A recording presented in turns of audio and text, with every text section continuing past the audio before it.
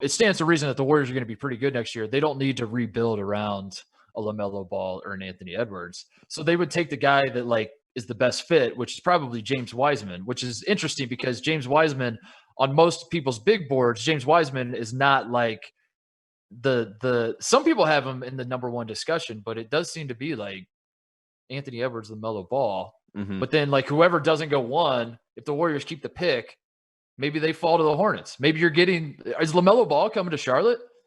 How are you processing it? Where do you stand as a Hornets fan? What are you thinking? How do you see this playing out? Yeah, how are the Hornets going to screw this up? Yeah, I was going to say, as a Hornets fan, when you really look at it, I mean, if you're the Warriors, I think you pull the Andrew Wiggins, right? You're just like, we want to find our Kevin Love trade that Cleveland did that year, and we want to package something with one of these guys, whether it be like a Killian Hayes or a Tyrese Halliburton, one of the guys that you find another team that really wants, and you package some sort of deal and you get a piece. I mean, I like Halliburton a lot, by the way. Halliburton's a great guy. Like, to me, that's someone that, like, if I had the number 3 pick and I'm the Hornets, it's let's trade back and get Patrick Williams. I don't know what the value is at number 3, but if you want to sell tickets, the value is here. If Michael Jordan is listening, he's not, but if he was, Michael Jordan, let's sell tickets in Charlotte. We've done it before with Master P.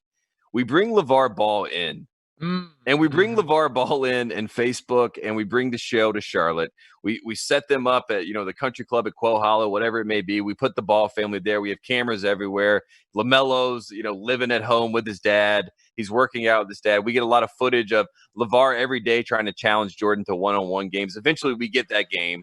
What you're saying makes a lot of sense. I was under the impression that the LaMelo Ball hype would push him to number 1, but I don't think they're shooting for number 1. I think you're absolutely right. I think LaVar Ball is like the whole campaign is going to be get my son to play for MJ so I can finally play MJ one-on-one. Yes. And guess who else? Campaign. Guess who else was the 3rd pick? Michael Jordan. So if Michael Jordan's franchise picks LaMelo Ball, brings him into the building, they play the whole game. They're like, we want to play for you. We want to play for your franchise. Right, And then once he gets in the building, they take over. And then Michael Jordan is like, you know what? This isn't even worth the headache. Sells the Hornets, goes to Chicago, buys a piece of the Bulls. The Bulls are back. He has Kobe White to nurture and make the Bulls great again. We saved the NBA, and also the Balls are in the house and they're in Charlotte. Dude, this is you're spot on, because the same thing happened with Lonzo. They weren't trying to get Lonzo to be number 1. They were trying to get Lonzo to LA.